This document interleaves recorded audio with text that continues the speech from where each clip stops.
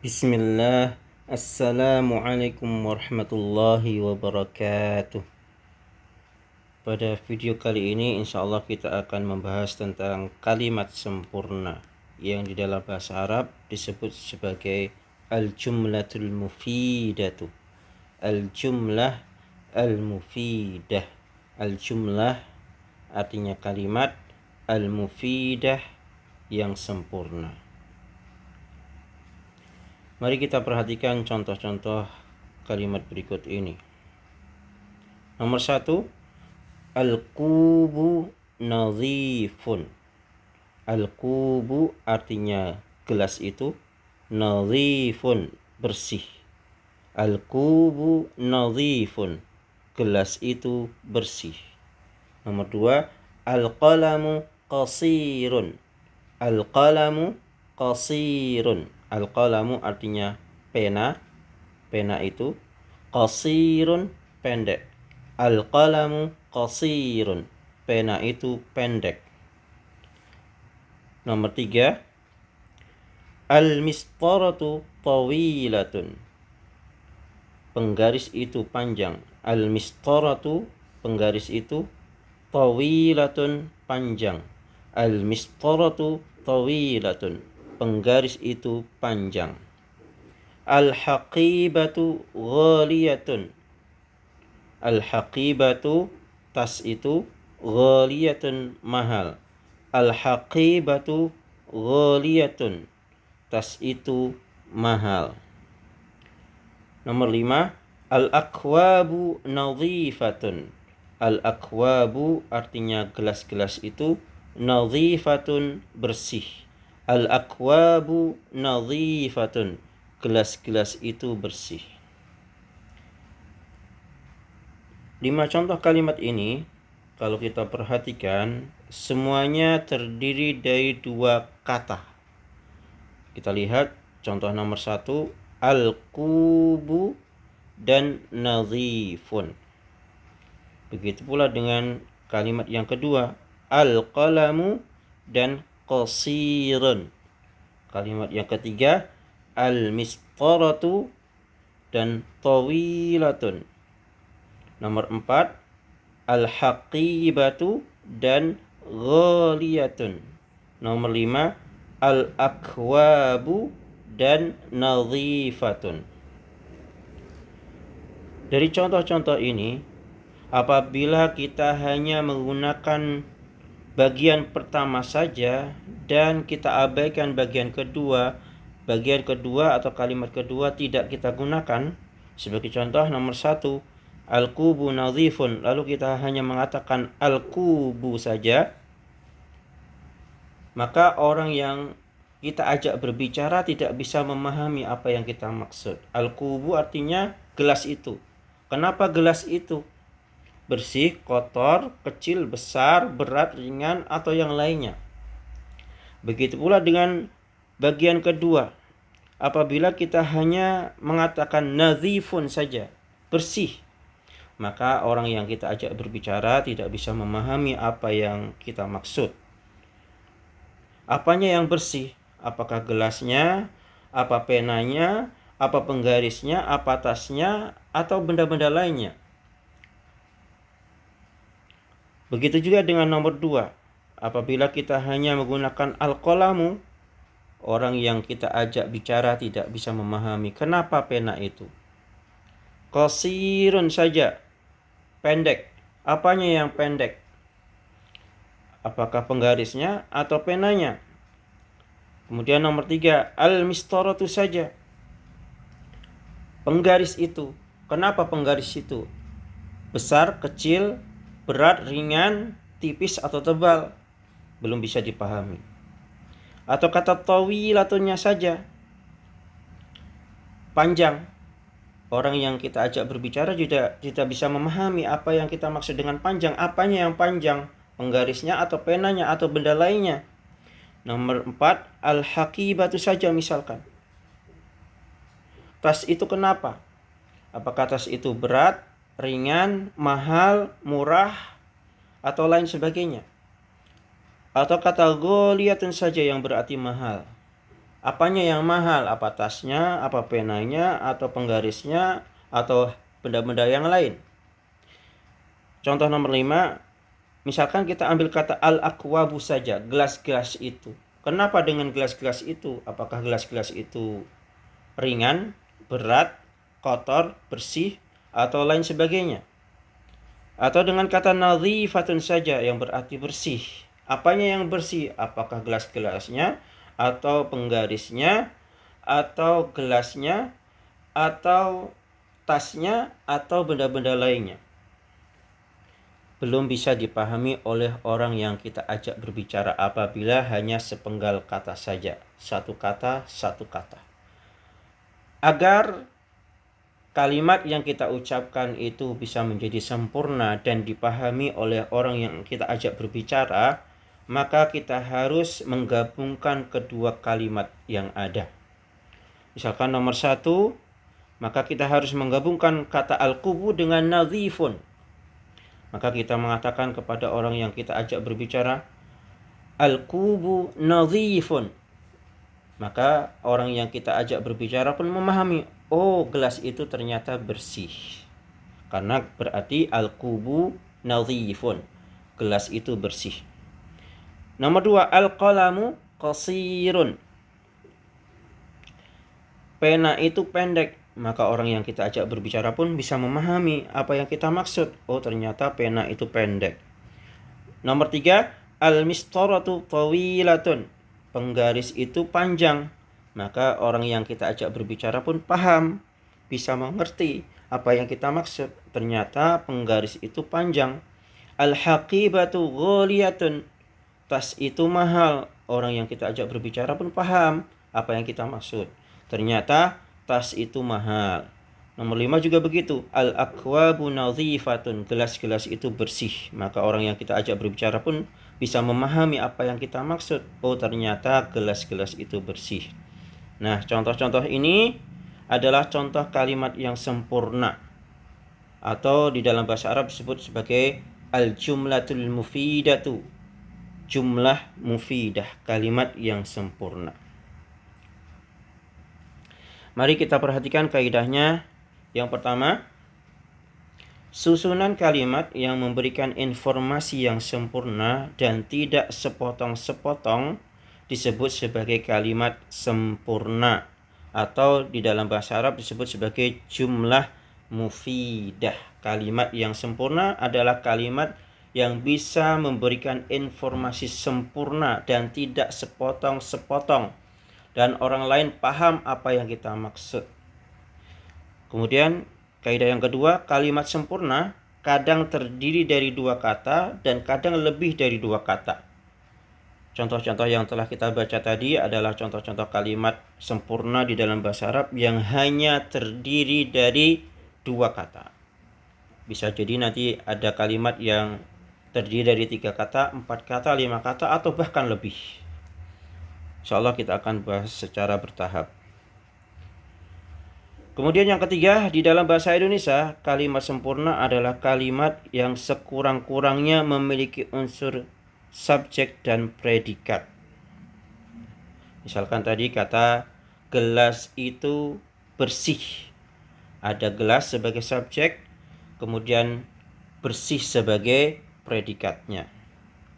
Nah, namun di dalam bahasa Arab penamaannya sedikit berbeda, ya, tidak sama dengan di dalam bahasa Indonesia. Di dalam bahasa Arab namanya berbeda-beda sesuai dengan jenis kalimat, walaupun pada intinya sama saja. Untuk keterangan lebih lanjut, jangan di skip ya. Lalu bagaimana cara membuat kalimat sempurna yang terdiri dari 2 kata di dalam bahasa Arab? Untuk membuat kalimat tersebut, kalimat yang sempurna yang terdiri dari 2 kata, ikuti aturan-aturan berikut ini. Yang pertama, kata benda atau isim yang menjadi awal kalimat harus berbentuk ma'rifah. Dan jika masih nakirah harus diubah terlebih dahulu agar menjadi ma'rifah. Agar lebih jelas, kita perhatikan contohnya. Misalkan kata qalamun. Qalamun ini masih nakirah. Agar menjadi ma'rifah harus diubah. Bagaimana cara mengubahnya? Yaitu dengan cara diimbuhi dengan alif lam di awal kata agar menjadi ma'rifah. Lalu kalimat kata qalamun ini berubah menjadi al-qalamu. Al-qalamu sudah menjadi ma'rifah. Contoh lain, kata kubun. Kubun adalah contoh kata nakirah. Kubun artinya gelas. Kubun nakirah. Agar menjadi ma'rifah, kita ubah dengan mengimbuhi alif lam di depannya, sehingga menjadi al-kubu. Ada tambahan alif lam di depan kata tersebut. Mistaratun. Mistaratun artinya penggaris. Penggaris. Mistaratun adalah kata nakirah.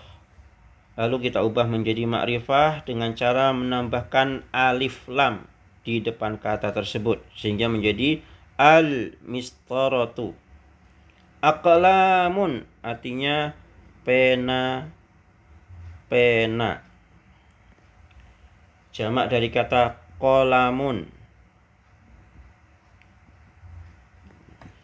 Qalamun kalau 3 atau lebih berubah menjadi aqlamun, pena-pena. Nah, pena-pena ini masih nakirah. Agar menjadi ma'rifah, kita ubah menjadi al-aqlamu dengan menambahkan alif lam di depan kata tersebut. Kaidah selanjutnya, kata benda yang sudah diimbuhi dengan alif lam, tidak boleh lagi berharokat tanwin. Tanwinnya tidak boleh. Misalkan kata qalamun masih nakirah, belum pakai alif lam, nggak apa-apa tanwin, boleh tanwin. Tetapi kalau sudah diimbuhi dengan alif lam, harus berubah menjadi al-qalamu. Dan tidak boleh al-qalamun, salah. Harus al-qalamu, satu dhammah saja, tidak boleh dhammatain. Beri contoh al-qalamun, salah. Yang betul adalah al-qalamu. Mistaratun masih nakirah dan boleh tanwin. Lalu kita kasih alif lam di depannya menjadi al-mistaratu. Tidak boleh tanwin. Maka contoh al-mistaratun salah karena ada alif lam tapi dia tanwin. Tidak boleh. Aqlamun masih nakirah dan boleh tanwin. Ketika kita imbuhi dengan alif lam berubah menjadi al-aqlamu. Ada tambahan alif lam di depan dan tidak boleh tanwin. Maka tidak boleh al-aqlamun. Nah, ini contoh yang salah. Kaidah yang selanjutnya, kata pertama dan kata kedua harus sama-sama marfu'. Nah, marfu'. Marfu' itu biasa ditandai dengan harokat dhammah atau dhammatain. Umumnya kata pertama berharokat 1 dhammah karena sudah ada alif lam, dan kata kedua berharokat 2 dhammah atau dhammatain. Maka kata ini kita baca menjadi al-qalamu jadidun. Al-qalamu tidak boleh tanwin, 1 dhammah saja, dan bagian kedua dengan dhammatain. Al-qalamu jadidun. Nah, al-qalamu bagian yang pertama dan jadidun bagian yang kedua. Bagian yang pertama harus 1 dhammah dan bagian yang kedua dhammatain. Ini biasanya seperti ini. Kemudian contoh yang ini kita baca menjadi al-haqibatu thaqilatun. Nah, bagian pertama berharokat 1 dhammah dan bagian yang kedua berharokat dhammatain, thaqilatun. Contoh yang ini sama, bagian pertama harus 1 dhammah. Al-qirtasu 1 dhammah Bagian yang kedua harus dhammatain. Raqiqun. Nah, seperti ini. Al-qirtasu raqiqun.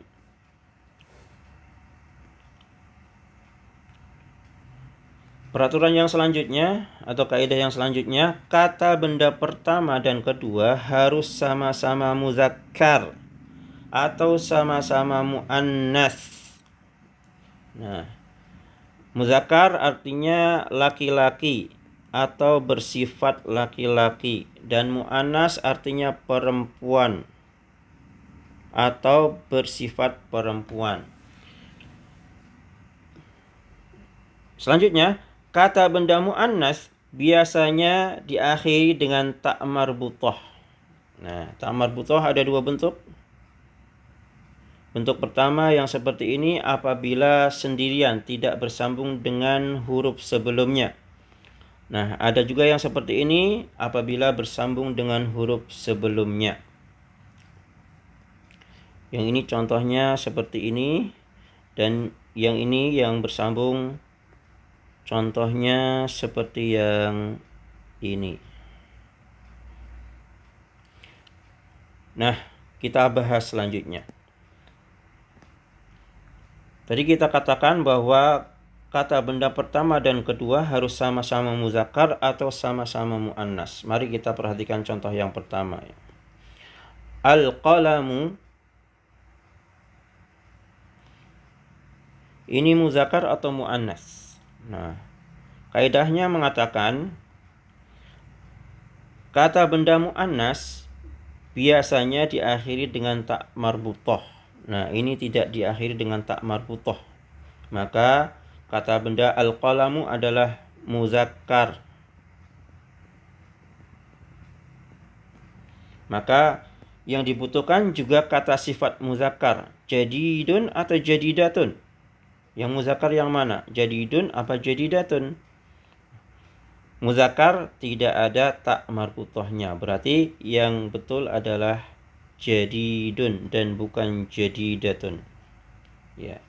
Muannas dan muzakkar. Nah, seperti yang dikatakan tadi, muannas biasanya berakhir dengan ta marbutah. Walaupun nanti di dalam perjalanan kita belajar bahasa Arab, ada beberapa kata-kata di dalam bahasa Arab yang berakhir dengan ta marbutah tapi ternyata muzakkar, bukan muannas, walaupun ada ta marbutahnya. Ada yang seperti itu, misalkan nama, misalkan kata Hamzah, pamannya Nabi Muhammad, Hamzatu.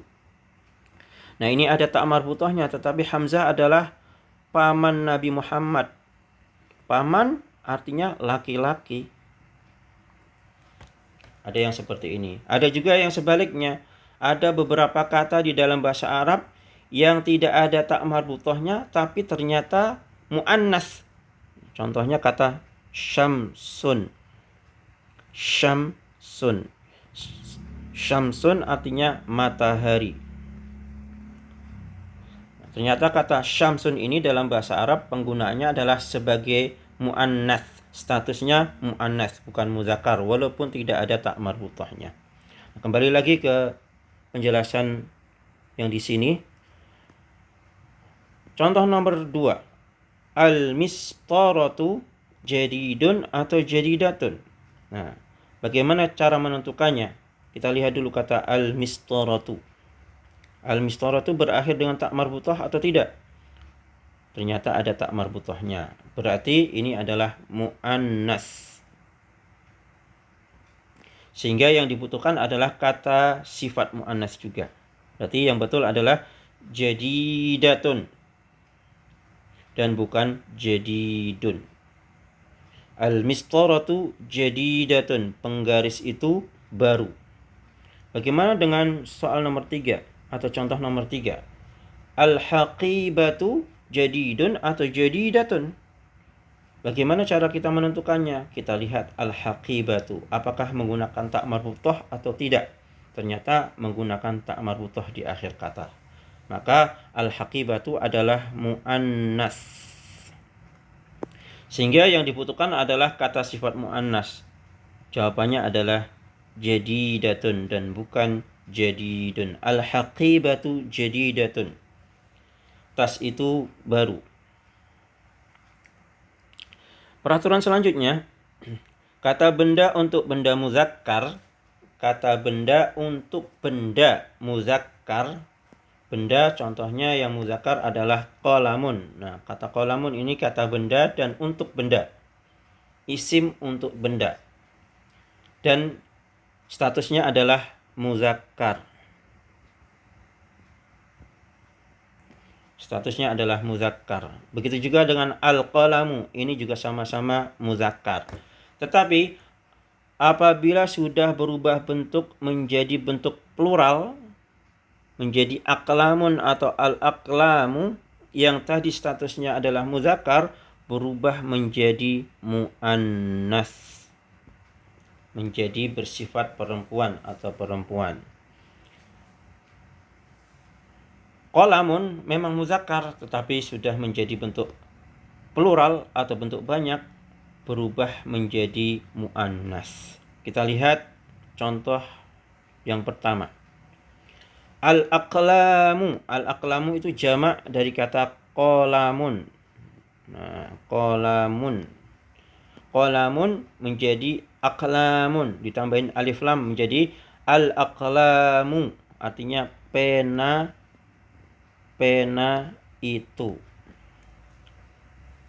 Otomatis ini adalah bentuk plural.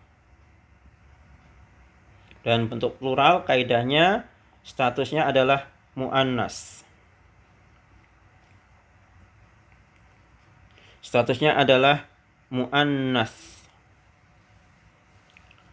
Maka kata sifat yang dibutuhkan juga muannas. Yang betul adalah al-aqlamu jadidatun, bukan jadidun. Ya, karena statusnya sudah berubah menjadi muannas ketika berubah menjadi bentuk plural. Contoh yang kedua, al-aqwabu jamak dari kata kubun yang berarti gelas. Maka al-aqwabu adalah gelas-gelas. Gelas-gelas. Al-aqwabu. Nah, yang kita gunakan jadidun atau jadidatun. Ini juga sama. Gelas-gelas berarti plural. Atau banyak. Atau 3 atau lebih. Maka yang kita gunakan adalah kata sifat yang muannas. Jadidatun, bukan jadidun. Al-aqwabu jadidatun. Gelas-gelas itu baru.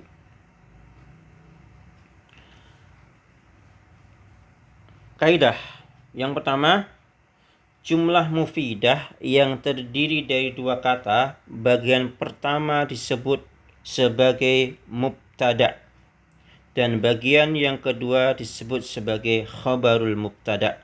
Kita lihat contoh. Al-aqlamu jadidatun, ini bagian pertama, jadidatun bagian kedua. Nah, bagian yang pertama namanya mubtada.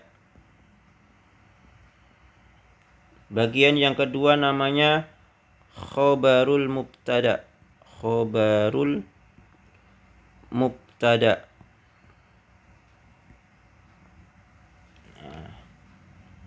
Di dalam bahasa Indonesia ini sebagai subjeknya dan ini predikatnya. Tetapi dalam bahasa Arab disebut sebagai mubtada dan bagian yang kedua disebut khabarul mubtada. Kemudian kaidah selanjutnya, baik mubtada maupun khabarul mubtada harus marfu'. Nah, di sini harus marfu', berarti dhammah karena sudah ada alif lam, satu dhammah saja. Kemudian di sini dua dhammah atau dhammatain karena belum ada alif lam, dan tidak boleh ada alif lam. Karena kalau ada alif lam nanti kalimatnya berubah menjadi tidak sempurna. Al-aqlamu jadidatun. Al-aqlamu sebagai mubtada'nya dan jadidatun sebagai khabarul mubtada'nya. Demikian, mudah-mudahan bermanfaat. Wallahu a'lamu bissawab. Terima kasih. Assalamualaikum warahmatullahi wabarakatuh.